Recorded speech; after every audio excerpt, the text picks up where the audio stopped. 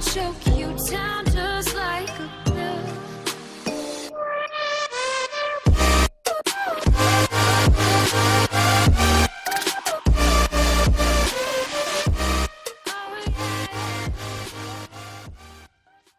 Hey guys and welcome back to Avengers. तो अब तक कहानी में आपने देखा फिनिक्स फोर्स अपने अगले होस्ट की खोज के लिए अर्थ पे आ चुकी है। इसने कई सारे एवेंजर्स, हीरोज और विलन्स को एक वाइट हॉट रूम के अंदर टेलीपोर्ट कर दिया। अब इन सबको आपस में लड़वा कर देखा जा रहा है कि कौन फिनिक्स फोर्स का अगला होस्ट बनने के काबिल हो सकता है।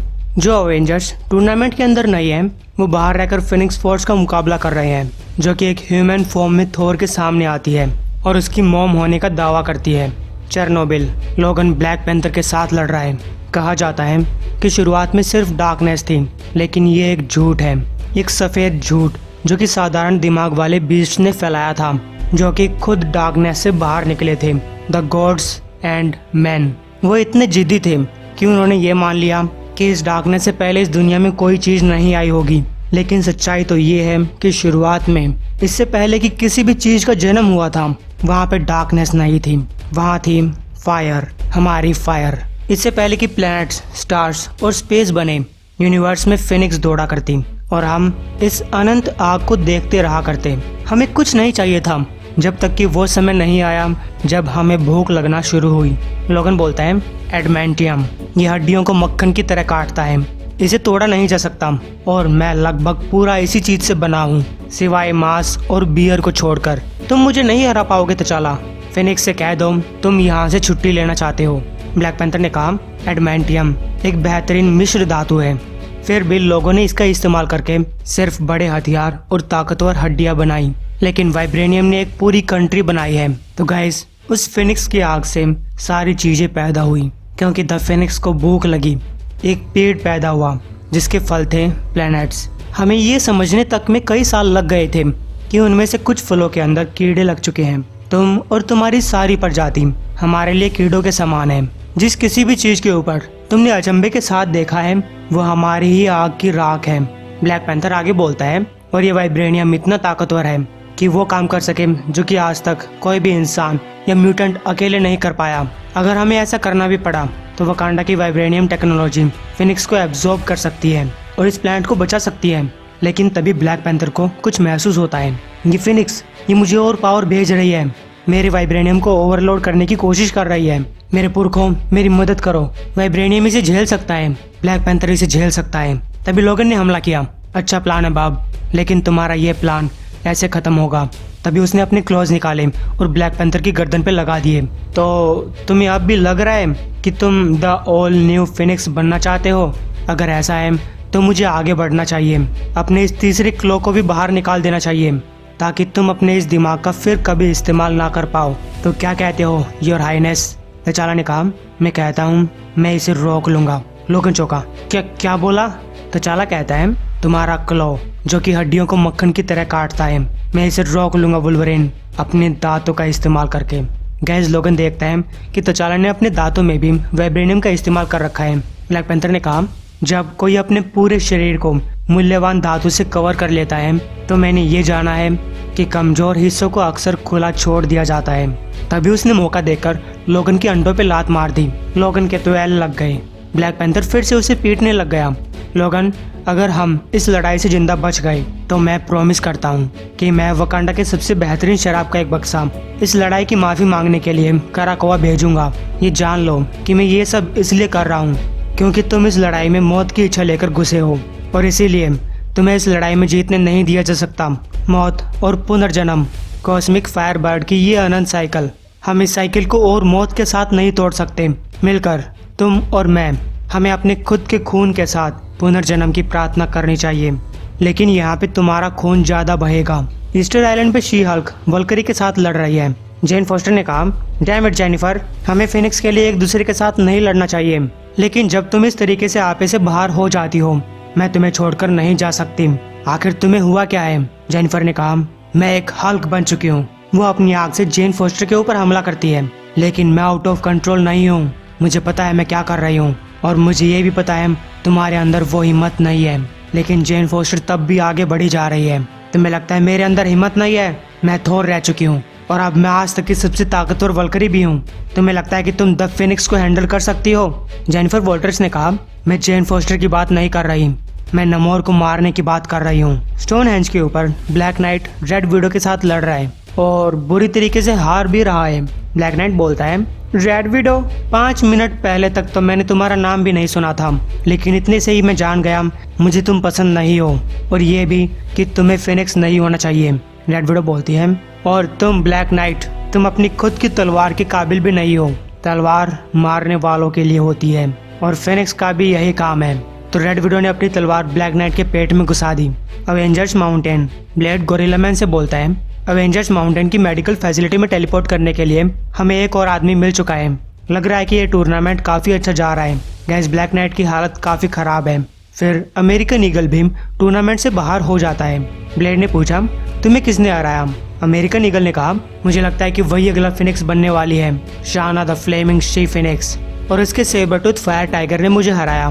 ब्लेड कहता है, चलो, उम्मीद कर रहा हूँ कि उसने तुम्हारे अंदर से सारी लड़ाई ना निकाल ली हो, क्योंकि यहाँ भी एक लड़ाई चल ही रही है। गैस यहाँ heroes defenders of the deep की टीम के साथ लड़ रहे हैं। यह सब इतने सिंपल क्रिएचर्स हैं जो कि एक सेलेस्टियल के मलबे से पैदा हुए हैं। हम उन्हें इतना प्यार क्यों देते हैं? यह ऑफ कोर्स फिनिक्स की गलती है। उसी ने सबसे बड़ा पाप किया है, हमें देखभाल रखने का एक कारण देने का। थोर फिनिक्स से कहता है, आपने मुझे क्या कहा? फिनिक्स बोलती है, मैंने तुम्हें वो कहा जो तुम हो। तुम्हारी रगों के अंदर सिर्फ गॉड्स का खून नहीं बह रहा, मेरा भी बह रहा है, क्योंकि मैं तुम्हारी असली मदर हूँ, मेरे प्यारे थोर, फिनिक्स सन। थोर ने उसकी तरफ अपना हैमर फेंका। नहीं, तुम झूठ बोल रही हो। गाया द अर्थ गॉडेस, वो मेरी बर्थ मदर है। फिनिक्स कहती है, गाया एक झूठ थी, एक जरूरी झूठ, एक ऐसा कारण जिसकी वजह से तुम वो कर सको जो तुम्हारा फादर कभी नहीं कर पाया, अर्थ को बचाना। लेकिन यकीन करो मेरा, अगर फिनिक्स नहीं होती तो तुम पैदा ना हुए होते। तुम फायर और थंडर के बेटे हो मेरे बच्चे। आखिरकार मैं घर तुम्हारे पास वापस आ चुकी हूँ। थोर फिनिक्स का पीछा करने लगा। नहीं, तुम थोर की मदर नहीं हो। इधर कैप्टन मार्वल पूछती है, अब ये थोर को क्या हुआ? वो किस बारे में चिल्ला रहा है? टॉनी, क्या तुम इसका पता लगा सकते हो? घोस्ट राइडर बोलता है, हे भगवान, फिनिक्स ने उससे जरूर कुछ अजीब कहा होगा। आयरन मैन कहता है, तुम्हें कोई अंदाजा नहीं है बच्चे, और हमारे कभी कोई नॉर्मल पेरेंट्स क्यों नहीं होते? फिर वो कोई अवेंजर्स से कहती है, सारे हेलिकैरियर्स हमला करने के लिए तैयार, ऑर्डर्स का वेट कर रहे हैं, अपने बेवकूफ गॉड को रास्ते से हटने के लिए बोलो। तो टोनी स्टार्क ने कहा, अभी हमला मत करना हो कोई, ये पूरा मामला थोड़ा पर्सनल हो चुका है। थोर बोलता है, आल फादर ऑफ एसगार्ड, तुम्हारे मुंह से निकले हुए एक भी शब्द के ऊपर यकीन नहीं करता। फिनिक्स ने कहा, तुम क्या यकीन करते हो? इससे सच्चाई नहीं बदल जाएगी, और ना ही वो कारण बदलेगा जिसकी वजह से फिनिक्स यहाँ पे आई है। उसने मुझे अपने अंदर सालों तक दबाए रखा था, लेकिन जब द फाइनल होस्ट अर्थ पे आया तब इसने मुझे अपनी गहराइयों से बाहर निकाला। द फिनिक्स को अब तुम याद आ रहे हो, तुम्हें दिया हुआ अपना वो प्यार याद आ रहा है, फिर चाहे वो इस बात को पसंद करे या ना करे। गैस फिनिक्स थोर को बुरी तरीके से पीटने लगी। थोर ने कहा, मुझे तो ये कोई प्यार नहीं लग रहा। फिनिक्स कहती है, द फिनिक्स एक माँ के डर के साथ लड़ रही है, उसे उम्मीद है कि उसका ये नया अवतार दर्द खत्म कर देगा। इसकी वजह तुम हो थोर। द फिनिक्स यहाँ पे तुम्हारे लिए आई है, हमसे मिल जाओ और अपने मदर के प्यार की आग को फील करो, हमारे होस्ट बन जाओ। लेकिन तभी वल्करी थोर को वहाँ से उड़ाकर ले जाती है। चिंता मत करो बिग गाय, मैंने तुम्हें संभाल लिया है। लग रहा है कि फिनिक्स ने तुम्हारी हालत काफी पतली कर दी है, और हालत पतली कैसे होती है मैं समझ सकती हूँ।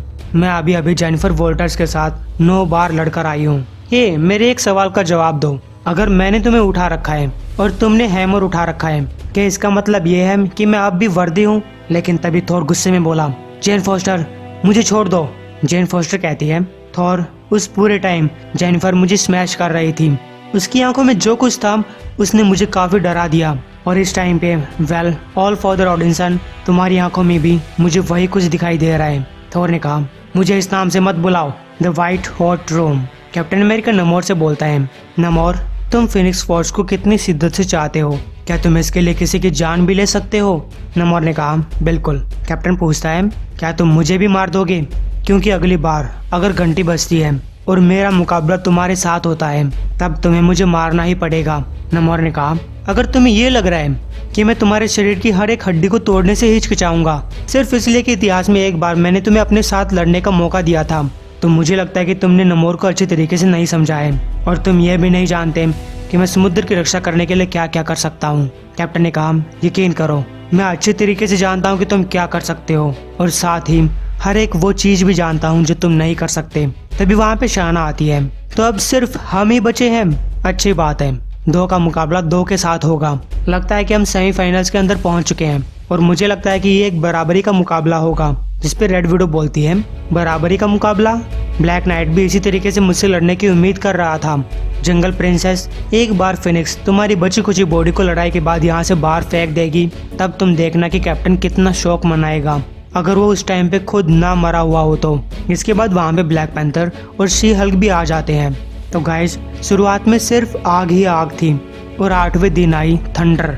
दर्द के बिना कोई जन्म नहीं होता, गुस्से और खून के बिना कोई नई जिंदगी चालू नहीं होती। यहाँ पे जो कुछ है वो फिनिक्स ने आग से बनाया था और ये सारी चीजें वापस आग में ही समा जाएंगी। लेकिन सबसे पहले एक नया होस्ट चुना जाना जरूरी है। आज इसी चीज का निर्णय होगा। शी हल्क नमोर के साथ लड़ रही है, शाना रेड विडो के साथ, और कैप्टन अमेरिका बोलता है, हाँ मुझे इसी बात का डर था। मुझे नहीं लगता कि द फिनिक्स फोर्स हमें रॉक पेपर सीजर का यूज करके इस लड़ाई का निर्णय करने देगी। ब्लैक पैंथर ने कहा, मुझे भी नहीं लगता, इसका निर्णय सिर्फ शील्ड और क्लॉथ से होगा। तो गाइस, उम्मीद आपको ये वीडियो पसंद आई होगी। एम करते हैं 1500 लाइक्स के लिए और मिलते हैं अगले महीने इसके अगले पार्ट के साथ।